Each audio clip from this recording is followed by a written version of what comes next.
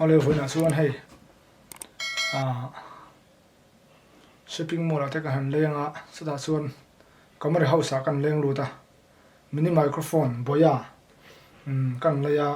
Australian dollar som rukle pakole sen som kwale panga ania tuna unbox na kan lo na yang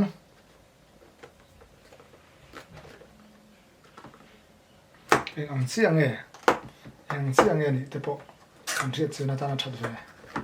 re do na alien lem lawin ka ria ti hian ni a hei ti do song hi ni a alien lem lawa hi ni dan chu ni ta asu na hi ni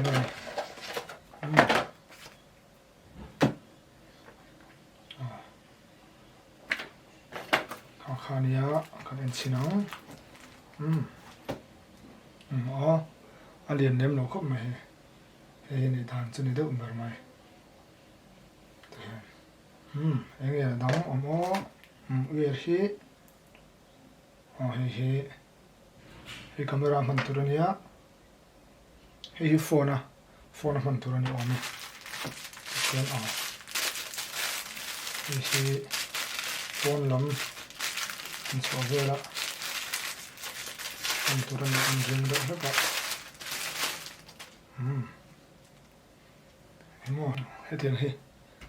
tiang ne don ta ne masana ton den na chonen kan mang lawang he tok view mai he te hi boya mini microphone ani lai hi he ta hin lai hi battery thunna nia lai off on ani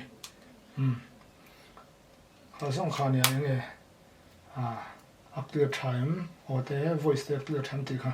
na kena chin na kan nei lang tu na chuan khati zong thot khani te se